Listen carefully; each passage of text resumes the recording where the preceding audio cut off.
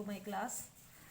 In previous class we were discuss about the question number 8 first part.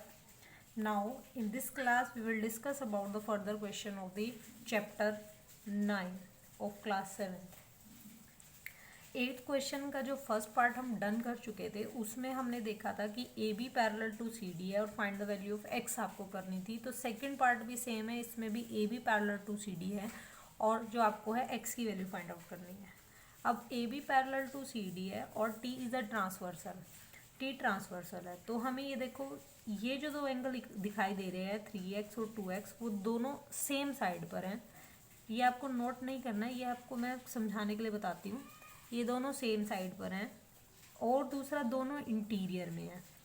और इस तरह की कंडीशन को हम क्या बोलते हैं? को इंटीरियर एंगल. को इंटीरियर एंगल. तो 3x और को इंटीरियर एंगल की प्रॉपर्टी क्या होती है कि उनका सम कितना होता है? 180 डिग्री. क्यों है इनका 180 degree? Because these are co-interior angles. Okay. अब 3x और 2x को ऐड करेंगे, you got 5x equal to 180 degree. x इधर ही रहेगा, 5 यहाँ मल्टीप्लाई में उधर जाके क्या हो जाएगा? डिवाइड. 5 1 जा 5, 5 3 जा 15, 5 6 जा 30. तो x की वैल्यू आपके पास में आ जाएगी 36 डिग्री. और हमें सिर्फ x की वैल्यू फाइंड आउट करनी है, एंगल्स फाइंड आउट नहीं करनी है. ओके, बहुत ईजी था ये. नेक्स्ट क्वेश्चन देखते हैं इसमें ये क्या कहता है. In figure 9, this is a figure 9. Figure 9, AB parallel to DH. This is AB and this is DH. AB DH के पैरेलल है, इसको थोड़ा सा एक्सटेंड कर देते हैं हम यहाँ तक. And BC parallel to FG. This is BC and this is, इसको भी हम थोड़ा सा एक्सटेंड कर देते हैं इस तरह से. ठीक है, एक्सटेंशन हमने कर लिया. If angle ABC is 60 degree, find GFH. G, where is G? GFH, ये वाला एंगल आपको फाइंड आउट करना है. ओके, तो देखो, सबसे पहले अगर मेरे पास में या तो ये वाला एंगल हो, ठीक है, या इनमें से कोई भी, इस लाइन पे कोई भी एंगल होता तो मैं ये इजीली फाइंड आउट कर लेती. और ये वाले एंगल को निकालने के लिए मेरे को ये एक्सटेंशन करनी पड़ी. ध्यान से देखो, ए बी को मैं चाहे जितना मर्जी एक्सटेंड कर दूँ, डी एच को जितना मर्जी एक्सटेंड कर दूँ, क्योंकि ये पैरेलल लाइन है तो ये कभी भी कट नहीं करेंगे. अब ध्यान से देखो, जो ये ए बी सी एंगल बना है इसका नाम हम दे देते हैं मान लो आई. तो ये जो बी आई एफ एंगल बना है, सॉरी बी आई एफ, तो ये ऊपर वाला बनेगा. एफ यहाँ पे आप कोई और नाम दे देते हैं जे. एफ आई जे, ये वाला जो एंगल बनेगा और ये वाला जो एंगल बना हुआ है, ध्यान से देखो, this one and this one, ये को एक्सटीरियर एंगल बने हुए दिखाई दे रहे हैं. देखो दोनों क्या हैं? एक्सटीरियर में बने हुए हैं. दोनों सेम साइड पे बने हुए हैं. सेम साइड पे बने हों और दोनों एक्सटीरियर हों तो उनको कौन सा एंगल बनेंगे? को एक्सटीरियर. को इंटीरियर में भी सम 180 होता है, को एक्सटीरियर में भी सम 180 होता है. तो angle A B C plus angle F I J कितने का होगा? 180 का होगा. क्यों होगा? क्योंकि ये को एक्सटीरियर एंगल्स हैं. ठीक है, को एक्सटीरियर एंगल्स हैं ये. तो angle A B C 60 degree है और एंगल एफ आई जे मुझे नहीं पता कितने डिग्री है. एंगल एफ आई जे यहीं रहेगा. आप यहाँ लिख भी सकते हो, extend A B to J and F G to K, ये नोट भी कर सकते हो. और वैसे आप एक्सटेंशन अपने आप भी कर सकते हो, इसमें कोई बड़ी बात नहीं है. एफ आई जे जो है 180, यहाँ से 60 प्लस का तो उधर जाएंगे तो माइनस. तो एफ आई जे की वैल्यू क्या हो जाएगी? 120 डिग्री. जैसे को इंटीरियर एंगल देखे थे वैसे हमने को एक्सटीरियर एंगल देख लिए. अब ध्यान से देखो, ये वाली लाइन, ये वाली जो लाइन है ऐसे, ये दोनों पैरेलल हैं. अगर ये दोनों पैरेलल हैं तो एक ये बना हुआ है जी इसके अकॉर्डिंग टू दिस. ठीक है, ये अंदर बना हुआ है इंटीरियर में और ये एक्सटीरियर में बना हुआ है, सेम साइड पे बना हुआ है और कोई लीनियर पेयर नहीं बना रहा. तो ये कौन सा एंगल होता है? Corresponding angle. तो एंगल जे या एफ आई जे लिख लो, angle F I J equal to angle G F H. G F H क्यों? क्योंकि ये कैसे एंगल है? कोरस्पॉन्डिंग एंगल्स, ठीक है, कोरस्पॉन्डिंग एंगल्स। और जैसे हम क्वेश्चन स्टार्ट करते हैं तो गिवन, ये सब मैं आपको बाद में बताऊंगी कि आपको प्रेजेंट कैसे करना है इसको, ठीक है। अभी मैं आपको जस्ट क्या बता रही हूँ कि सॉल्व कैसे करना है, अगर आपके पास रहते हैं फाइंड आउट कैसे करते हैं। प्रेजेंटेशन में आपको बाद में बताऊंगी कैसे आप इसको प्रेजेंट करते हैं, ठीक है। तो एफ आई जे जो इक्वल टू है जी एफ एच के, एफ आई जे 120 डिग्री था तो जी एफ एच भी कितने डिग्री का हो जाएगा? 120 डिग्री का। और यही हमने फाइंड आउट करना था, ठीक है। बहुत सिंपल है, क्योंकि गिवन लिखना तो बहुत आसान है। गिवन क्या दे रखा है? B parallel to D H दे रखा है, B C parallel to F G दे रखा है और angle A B C equal to 60 degree. तो गिवन लिखना बहुत आसान है और ये हमें फाइंड आउट करना था तो हम फाइंड आउट कर चुके हैं। ओके, नेक्स्ट क्वेश्चन देखते हैं। चलो, in figure 10 L parallel to M, आप लिख सकते हो ऐसे, गिवन क्या है? L parallel to M and P parallel to क्या हो, ये गिवन है। और फाइंड आउट क्या करना है? टू फाइंड क्या करना है? टू मेजर या to find angle A, angle B and angle D. Angle A, angle B, C भी लिख लो, चलो इसमें एंगल सी, एंगल डी। शायद बुक में होगा भी यहाँ पे एंगल सी, मेरे को ध्यान नहीं है, ठीक है। चलो लेट्स स्टार्ट करते हैं इसको। पहले तो मैं पैरेलल पुरलर सब भूल जाती हूँ। मुझे यहाँ पे कुछ क्रॉस लाइन दिखाई दे रही है, ये वाली, यहाँ 55 डिग्री बन रहा है और यहाँ ए। इसको देखते ही, क्रॉस लाइन को, इंटरसेक्टिंग लाइन को देखते ही मेरे माइंड में वर्टिकली अपोजिट एंगल आता है। तो angle A is equal to 55 degree, जो कि क्या बन गए? वर्टिकली अपोजिट एंगल्स बन गए, ठीक है। लो जी, ये 55 डिग्री का हो गया। और अगर ये 55 डिग्री का हो गया, P पैरेलल टू क्या हुआ है? P पैरेलल टू क्या हुआ है? ये दोनों अंदर बने हुए हैं, इंटीरियर में बने हुए हैं और सेम साइड पे बने हैं, तो को इंटीरियर। तो angle A plus angle D कितने डिग्री के हो जाएंगे? 180 के, क्योंकि ये क्या है? को इंटीरियर एंगल्स, ठीक है। एंगल A जो है 55 डिग्री का है, plus angle D equal to 180 degree. Okay, 180 degree. Angle D इधर ही रहेगा, 55 इधर प्लस का उधर जाएंगे तो minus, 10 minus 5 is 5, 7 minus 5 2, 125 degree. तो ये आ गया 125 डिग्री। अब ध्यान से देखो, ये वाली लाइन और ये वाली लाइन पैरेलल है, this one and this one, और ये वाली भी पैरेलल है, चारों पैरेलल है, दिस एंड दिस। और ये उसको ट्रांसवर्सल, ये भूल जाओ थोड़ी देर के लिए। तो ये वाला एंगल सी और एंगल डी सेम साइड पे बने हुए हैं, दोनों अंदर बने हुए हैं, तो ये भी कैसे हुए? को इंटीरियर। तो angle C plus angle D equal to क्या हो जाएंगे? 180 डिग्री, क्योंकि ये भी कैसे एंगल है? को इंटीरियर एंगल है। और एंगल सी अगर हमारे पास में नहीं पता हमें, एंगल डी अगर 125 डिग्री है तो एंगल सी कितना हो जाएगा? 180 माइनस 125 विच इज़ 55 डिग्री, ठीक है। ये हो गया जी 55 डिग्री।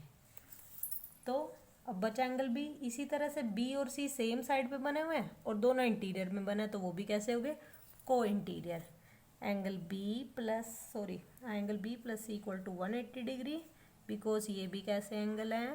को इंटीरियर एंगल्स। अब ये को इंटीरियर एंगल्स है तो एंगल बी का पता नहीं, एंगल सी हमारे पास 55 डिग्री है equal to 180 degree. Angle B इधर ही रहेगा, 55 यहाँ प्लस का उधर जाके minus, and you got 125 degree. और अगर आपको ऐसे दिखाई दे रहे हैं, क्वेश्चन आपसे ये भी पूछ सकते हैं, इज दिस अ पैरेललोग्राम? तो इसमें देखो अपोजिट एंगल इक्वल दिखाई दे रहे हैं, चारों साइड पैरेलल नज़र आ रही हैं, ठीक है। Two opposite sides are parallel, तो इसका मतलब ये पैरेललोग्राम भी है। ओके, ऐसा क्वेश्चन पूछ सकते हैं आप लोगों से पेपर में। नेक्स्ट क्वेश्चन देखते हैं, क्वेश्चन नंबर 11।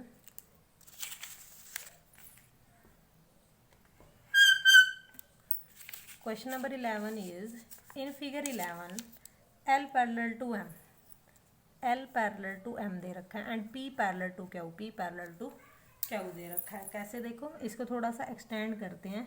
ये थी जी हमारे पास L, इसको मैंने थोड़ा सा एक्सटेंड कर दिया है, ये L थी, और ये P, इसको भी मैंने थोड़ा एक्सटेंड कर दिया है P को, ठीक है।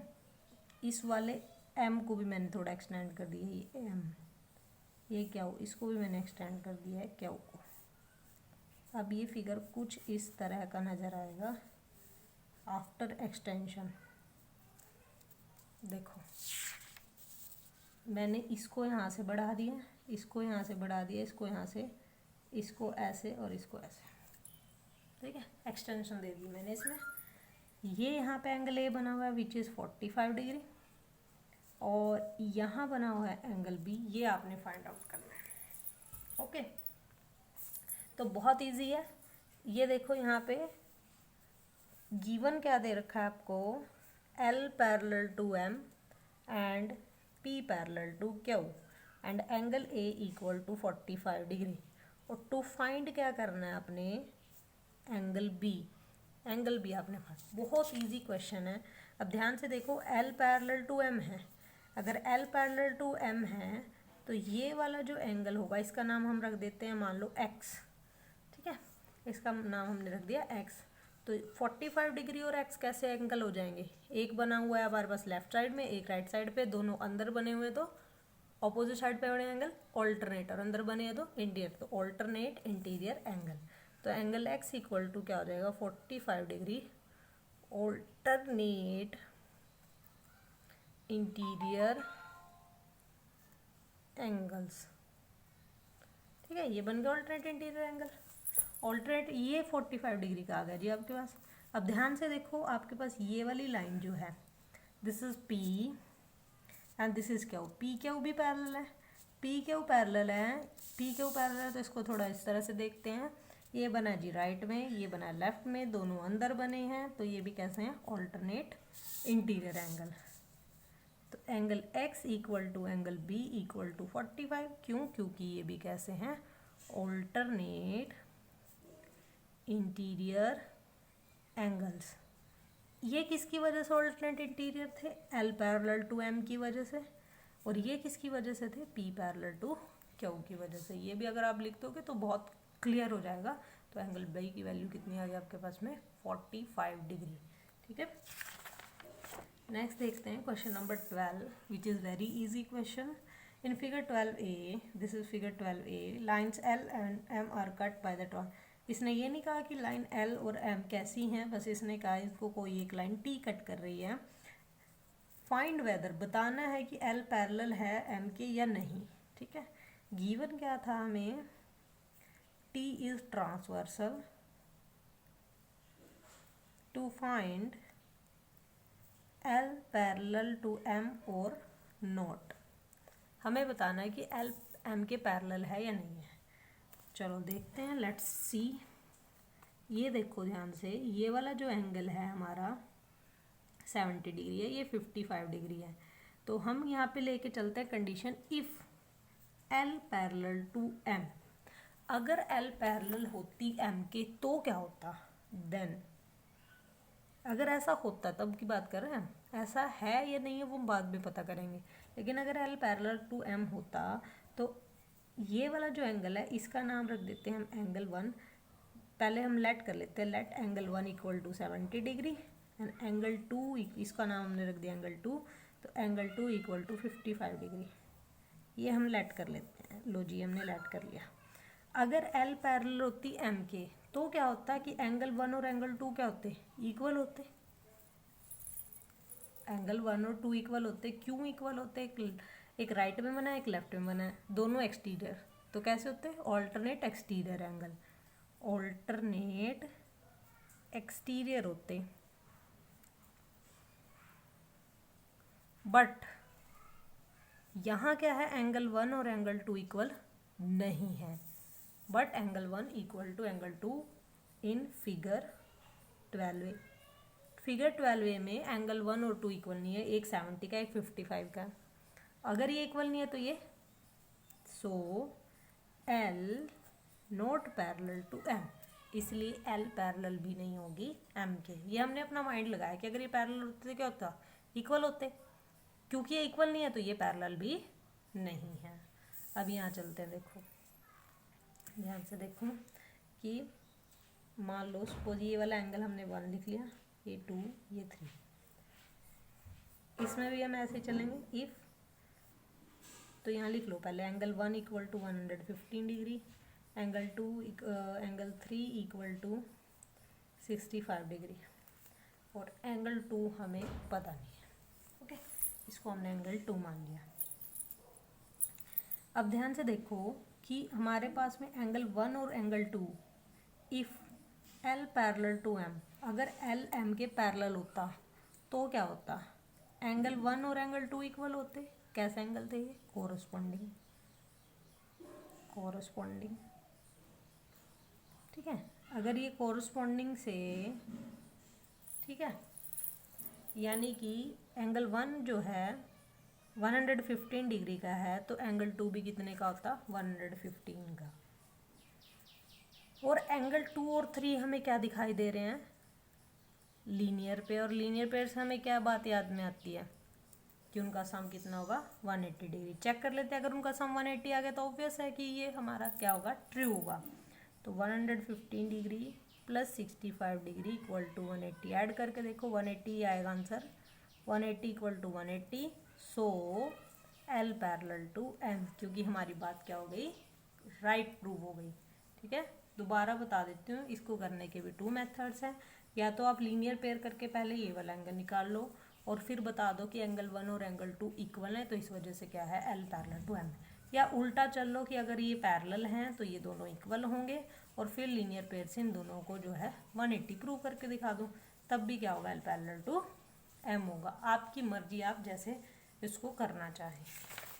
नेक्स्ट क्वेश्चन देखते हैं हम। आज हम 13 क्वेश्चन तक ही करेंगे क्योंकि 14 और 15 थोड़ा सा ट्रिकी है। ठीक है, इन फिगर 13 एक फिगर दे रखा है पी क्यू आर एस, उसमें एक क्वाड्रिलेटरल आपको गिवन है। तो क्या दे रखा है आपको, एक तो गिवन है P Q R S is a quadrilateral, ये आपको एक क्वाड्रिलेटरल दे रखी है। In which P Q parallel to, P Q दे रखा है पैरेलल टू एस आर, ये वाली लाइन इसको मैं थोड़ा एक्सटेंड कर देती हूँ।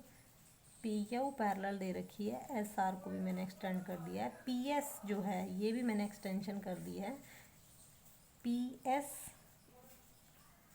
पैरेलल टू दे रखी है क्यू आर, इसको मैंने एक्सटेंड कर दिया। प्रूव करना है एंगल एस पी क्यू, ये वाला एंगल जो है एस आर क्यू के इक्वल है। अभी बिल्कुल जस्ट क्वेश्चन हमने 10th किया था सेम ऐसा ही, तो बिल्कुल सेम वैसा ही क्वेश्चन है। हमें इन दोनों को क्या करना है, इक्वल प्रूव करना है। बहुत इजी है, थोड़ा सा ट्रिकी है, थोड़ा सा माइंड लगाने की ज़रूरत नहीं है, ज़रूरत है आप लोगों को। देखो कैसे कि अगर मैं देखूँ ये वाली जो पी क्या हुआ एस आर के पैरेलल है, तो जो एंगल आपके पास में दे रखा है S P Q parallel to S R दे रखा है, तो angle S P Q plus angle P S R कितने डिग्री होंगे, 180 डिग्री होंगे, को इंटीरियर की वजह से। ठीक है, को इंटीरियर की वजह से ये क्या होंगे, 180 होंगे। ऐसे ही आपके पास में पी एस क्या हुआ के पैरेलल दे रखा है, पी एस पैरेलल टू क्या हुआ दे रखा है, पी एस पैरेलल टू क्या हुआ, तो इसमें देखो P S R plus S R Q कितने डिग्री के होंगे, 180 डिग्री के होंगे। ठीक है, दोनों कितने डिग्री के होंगे, 180 डिग्री होंगे। क्यों होंगे, क्योंकि ये भी कैसे हैं, को इंटीरियर। अब हम क्या करेंगे, देखो इन दोनों का सम भी 180 है, इन दोनों का सम भी 180 यानी कि दोनों की राइट साइड इक्वल है, तो इनकी लेफ्ट साइड भी इक्वल होनी चाहिए। इसका नाम मैं रख देती हूँ 1, इसका रख देती हूँ 2। तो फ्रॉम 1 and 2 इन दोनों को हम क्या करेंगे, इक्वल क्यों करेंगे, क्योंकि इनका सम भी 180 है और इनका सम भी 180 है। तो S P Q plus angle P S R equal to P S R plus R S S R Q. अब देखो ये जो पी एस आर है, इधर भी पी एस आर, इस पी एस आर को उठा के उधर ले जाते हैं, S P Q equal to P S R plus angle R S Q minus P S R, क्योंकि प्लस का तो उधर जाके क्या हो जाएगा माइनस। अब जो पी एस आर है, पी एस आर में से अगर मैं पी एस आर माइनस करूँ तो क्या आता है ज़ीरो, जैसे एक्स माइनस एक्स जीरो होता है, वन माइनस वन जीरो होता है, टू माइनस टू जीरो होता है, ऐसे ही। तो हमारे पास एस पी क्यू किसके इक्वल बच जाएगा, एस आर क्यू के। एक बार मैं और बता देती हूँ, इसमें मैंने क्या किया, दो पैरेलल लाइंस थी तो मैंने को इंटीरियर एंगल देखे, उनका सम 180 हो गया। ऐसे ही ये दोनों पैरेलल लाइंस थी, इन दोनों का सम 180 हो गया। 180 दोनों का इक्वल है तो इसका मतलब लेफ्ट साइड भी इक्वल होंगी जब राइट इक्वल है, तो लेफ्ट साइड को मैंने इक्वेट किया।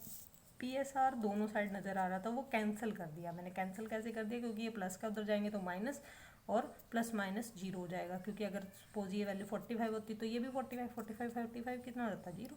ऐसे ही मेरे पास एस पी क्यू किसके इक्वल बचता है, एस आर क्यू के, और यही हमने प्रूव करना था।